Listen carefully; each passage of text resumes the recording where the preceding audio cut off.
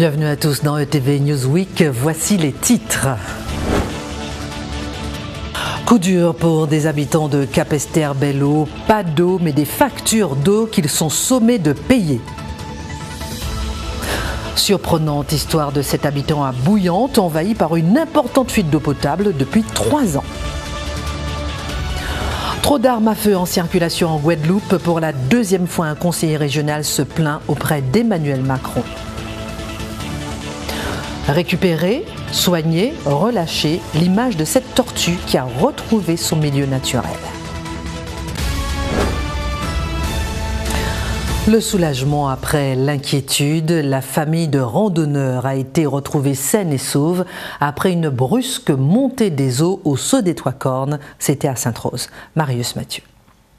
Ils ont sûrement vécu la pire nuit de leur vie. L'histoire se termine bien, mais son issue aurait pu être tragique. Dimanche dernier, malgré la vigilance orange en place pour forte pluie, une famille originaire du Moule a décidé d'entamer une randonnée direction le Saut des Trois Cornes dans la forêt de Sofaya à Sainte-Rose, un sentier de 3 km connu pour la richesse de sa faune et de sa flore. Mais aux alentours de 16h30, la famille panique en observant une montée fulgurante du niveau d'eau. Le petit groupe se retrouve alors dans l'incapacité de rentrer. Seul le mari parvient à se frayer un chemin pour parvenir à prévenir les secours peu avant minuit. Et ce n'est qu'au petit matin que la femme et l'enfant ont pu, exténués, retrouver leur mari, leur père et la civilisation. En arrivant ici, j'ai vu la voiture des pompiers, 2 autres voitures. En s'expliquant, moi je croyais que c'était des touristes. Là, on a vu c'était ce sont des Antillais, des gens du Moule qui sont venus se balader. Et puis après, en arrivant dans la voiture des pompiers, ils étaient vraiment affamés de faim. Ils ont mangé et puis voilà quoi. Et puis ils ont été au bain, se doucher, voilà. Voilà, c'est dangereux parce que vous savez, c'est une balade vraiment très difficile en sentant qu'il pleut. Les gens ne comprennent pas. Ouais, ce matin, j'ai balisé avec des trucs rouges et blanches pour que les gens ne puissent pas y aller. Même si on dit aux gens de ne pas y aller, ils acceptent quand même. Et c'est quelque chose qui est très très très dangereux, surtout en cas de montée des eaux. Et il y a des falaises, l'eau peut te prendre sur le plateau et puis te bourrer, te mettre au fond de la falaise. Et c'est très risquant, on ne peut pas te trouver après. Et les montées des eaux sont des phénomènes bien connus ici en Guadeloupe. Il y a quelques semaines de cela, 2 autres randonneurs s'étaient retrouvés coincés dans des circonstances similaires avant d'être cette fois élitreillés. Cette sortie domaniale restera sûrement gravée dans la mémoire de ce couple et de cet enfant de 10 ans qui sont passés très très près de la catastrophe. Les conséquences du manque d'eau à Capesterre-Belle-Eau se multiplient. Les habitants ont refusé de payer des factures surprenantes sans avoir d'eau concrètement, mais le fisc les a relancés. Voici les précisions de Grégoire Slutman. Depuis quelques jours, cet habitant de Capesterre-Belle-Eau est en colère. En cause, ce courrier du Trésor public lui demandant de s'acquitter de sa facture d'eau. Victime de coupures à répétition, Franck s'est organisé avec ses voisins et ne règle plus ses factures. Aujourd'hui, le montant accumulé est énorme, mais il avait de bonnes raisons de ne pas s'inquiéter. J'ai eu l'occasion de rencontrer Madame la Présidente à l'époque. Elle m'a dit qu'elle a pris la décision d'arrêter de prendre les poursuites, de faire les poursuites contre les habitants, parce qu'elle connaissait la situation, elle savait très bien qu'on n'avait pas d'eau, donc elle avait arrêté. Et or, il se trouve que depuis le président a repris ses fonctions, M. Beaujeune, les lettres de relance fusent à tort et à travers, donc la population ne comprend pas. On a décidé, on a pris la décision, enfin moi en tout cas, j'ai pris ma décision de ne pas payer ça. En cas de refus de paiement, il risque la saisie sur compte. Et ils sont plusieurs centaines dans le même cas. Les élus d'opposition montent au créneau contre le président de la CASBT. Lorsque vous-même vous n'avez pas d'eau, on vous réclame des redevances d'eau, vous êtes normal de vous poser des questions. Pourquoi? Je me battrai effectivement jusqu'à ce que le président de la CASBT fasse un courrier pour dire effectivement à la Direction générale des finances publiques d'arrêter ces redevances de vente d'eau qui sont réclamées indûment aux Capestériens. Tant que nous n'avons pas ces exigences, qualité, quantité, il est difficile aujourd'hui de pouvoir exiger et encore plus de saisir le compte des capestériens quand nous savons que dans la majorité des cas, il s'agit de familles en grande précarité. Mais pour le président de la communauté d'agglomération, seuls quelques aménagements de factures au cas par cas sont envisageables. Il s'agit de l'aide de relance qui a été envoyée par le payeur, c'est-à-dire le percepteur.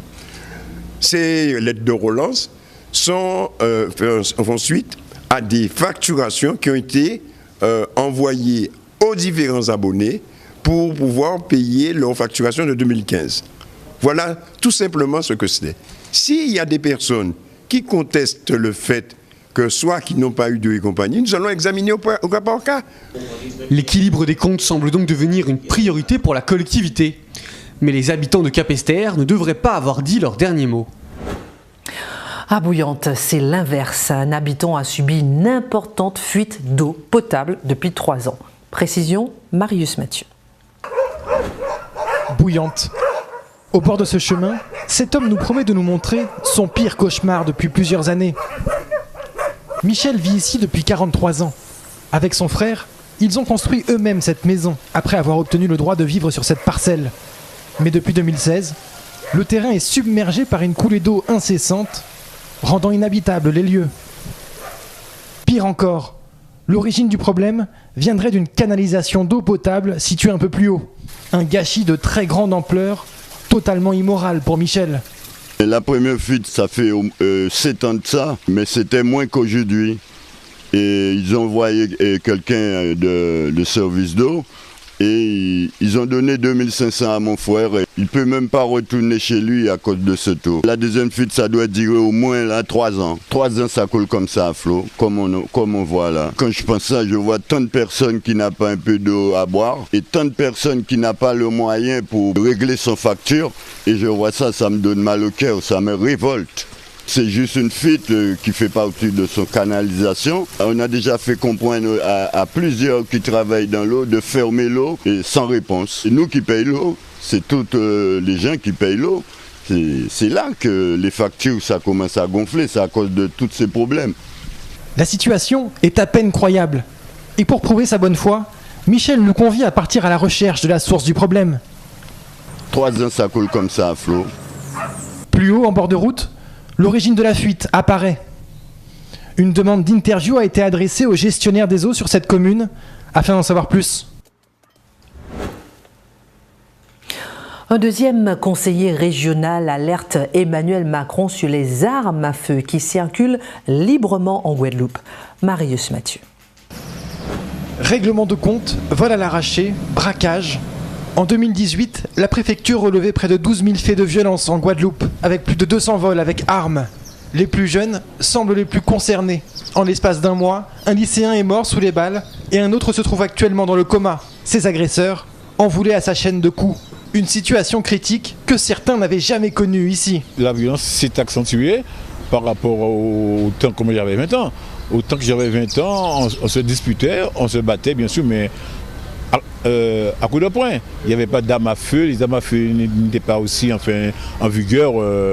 N'étaient pas en vigueur. Et les parents, à l'époque, nous enseignaient, on avait un bon enseignement moral et tout, mais maintenant les parents sont des missionnaires. Il y a trop de jeunes qui meurent maintenant, et que des jeunes qui n'ont pas encore d'avenir. Moi-même j'ai des enfants, j'ai 2 grands garçons de 26 ans et de 21 ans. Je leur parle tous les jours. L'État qui doit faire son travail, bien que là maintenant ils ont décidé que nous parents, nous ne devons pas taper nos enfants. Et or avant nos parents nous tapaient et ça nous a servi de leçon. On a obéi, on écoutait, mais là maintenant les jeunes n'écoutent pas, ils disent ce qu'ils veulent et ils veulent même taper leurs parents. Une jeunesse confrontée aux faits de violence dès leur plus jeune âge. Un phénomène que Georges Hermin, conseiller régional, a décidé de combattre en écrivant notamment un courrier adressé directement au président de la République Emmanuel Macron. pour lui faire part de la situation dangereuse observée en Guadeloupe. La violence a véritablement augmenté sur le territoire de la Guadeloupe et je crois que toutes les familles et toutes les couches de la société sont touchées aujourd'hui par cette violence-là et c'est une violence brutale et qui n'est plus acceptable sur le territoire de la Guadeloupe. Et nous ne sommes plus au temps du constat, mais nous sommes au temps de l'action car nous devons changer le territoire, car la famille guadeloupéenne se divise parce que comment vous avez des jeunes qui tuent, mais celui qui tue a des parents et celui qui est tué a des parents. Mais les parents ne veulent plus se voir parce qu'ils ne peuvent plus se parler, parce qu'il y a une souffrance profonde. Et donc ça crée une division sur le territoire, une division dans les familles sur le territoire de la Guadeloupe. Je veux me battre contre cela avec l'ensemble des élus de la Guadeloupe parce qu'aujourd'hui, ce n'est pas le combat d'un élu, ce n'est pas le combat d'un parti, ça doit être le combat de la Guadeloupe. En Guadeloupe, les jeunes de 15 à 29 ans concernés par ces faits de violence sont aussi les premières victimes du chômage. Aujourd'hui, près de la moitié d'entre eux sur le territoire ne trouvent pas d'emploi. Et maintenant, ce reportage sur la volonté d'implanter un incubateur Xebox en Guadeloupe. Précision de Marius Mathieu. Audacia en Guadeloupe, c'est des dizaines de jeunes start-up encadrés ici à Bémao, le temps de prendre leur envol. Mais aujourd'hui, la première pépinière d'entreprises innovantes en Guadeloupe veut voir plus grand, en signant un partenariat de fonds avec The Box, un incubateur international créé par le groupe CMA-CGM, leader mondial du transport maritime. Au programme, la visite des locaux par les acteurs de The Box, venus de Marseille, des tables rondes et des rencontres avec les jeunes entreprises locales. Mais effectivement, on a une visibilité plus intéressante et c'est vraiment ce qui est important pour tout chef d'entreprise de savoir où il va. Et aujourd'hui, le projet de l'éco-cité Audacia Technopole 2 nous permet d'avoir une vraie visibilité, de l'espoir en l'avenir, pour que localement soient créées des solutions vertes qui correspondent justement à nos attentes. Des attentes qui reposent aussi sur un apport d'expertise dans des domaines variés, comme le transport, la logistique ou encore la technologie de pointe. Les objectifs, c'est d'aider des entrepreneurs, qu'ils soient ici en train de créer leur société ou qu'ils soient d'ailleurs dans les Caraïbes et qui souhaitent les développer ici en Guadeloupe, à poser les premières bases de leur développement futur et de s'appuyer sur notre cercle de partenaires corporate, CMA-CGM partenaires corporate en tête, à leur amener du business, une connaissance des marchés sur lesquels ils envisagent de se développer pour pouvoir envisager ce développement partout dans le monde. Une ouverture sur le monde entier, depuis Bémao, via Audacia et son partenariat avec The Box. De quoi rendre la région économiquement attractive. Il ne s'agit pas effectivement de faire un The Box BIX qu'on retrouve du côté de Marseille, mais de créer une véritable entité The Box Caraïbes, de manière à pouvoir permettre à d'autres pépins qui le souhaitent aussi, d'autres start-up qui souhaitent aussi se développer, quel que soit le domaine. Et plus singulièrement, c'est vrai qu'on a déjà le domaine du numérique du côté d'ici, Audacia, Technopole Caraïbes. Bien sûr que nous avons l'intention aussi de mettre en place dans le prolongement de cette pépinière, mais aussi dans le prolongement des grandes idées du projet de la région Guadeloupe, telles que la croissance bleue et la croissance verte. Puisqu'on est en train de confirmer et contractualiser la relation avec la CMA-CGM autour de The Box, qui sera située au WTC, plus dédié aux projets liés à l'économie bleue. Attendu que Audacia aujourd'hui est plus sur le digital et le numérique. La région ambitionne de positionner aussi une autre pépinière dans le Nord Grande Terre, sur l'espace régional du Nord Grande Terre, autour de l'économie verte. Et donc, faire un maillage et un écosystème qui soit fluide et qui soit dédié à chaque entreprise. Avec ces avancées dans le développement économique, la région Guadeloupe consent à devenir un pôle incontournable de l'entrepreneuriat dans toute la Caraïbe. Lorsque le MEDEF vient en aide à la Ligue de football, c'est pour mieux financer le football amateur. Une grande première, Camille Rural nous explique. C'est un grand moment. C'est une signature qui restera dans les annales du football guadeloupéen. Il s'agit d'une convention entre la région, l'UDE-MEDEF et la Ligue guadeloupéenne de football pour la création d'un nouveau statut pour les sportifs amateurs. Le statut du joueur fédéral, en fait, c'est un joueur qui a un contrat de travail avec une activité football, donc c'est du professionnalisme, sauf que ça va se passer dans un club amateur. Donc c'est un changement majeur de notre football. Et les 14 clubs de la régionale 1, qui est la division supérieure, auront la possibilité d'avoir 5 joueurs maximum qui auront ce statut fédéral. Donc c'est pour cette raison que c'est un moment pour le football très important de signer cette convention avec l'UDE-MEDEF. L'organisation patronale a donc son rôle à jouer dans l'insertion professionnelle des footballeurs guadeloupéens. C'est la raison pour laquelle cet accord avec la Ligue prend tout son sens pour le MEDEF. Vous savez, en Guadeloupe, le taux de chômage des jeunes est un des plus importants de France. Donc nous, on s'est engagé résolument dans la réduction de ce taux de chômage. Donc toutes les actions qui visent à la réduction du chômage des jeunes nous intéressent. Donc la Ligue guadeloupéenne de football nous a présenté ce projet, on y a adhéré et on participe avec eux à l'insertion des jeunes, notamment des jeunes sportifs. Le football guadeloupéen vient de prendre un nouveau tournant avec ce nouveau statut pour les 14 clubs de Régional 1 qui pourrait bien changer radicalement leur avenir professionnel. L'agence Panchard, une nouvelle fois récompensée, notamment en matière de croisière.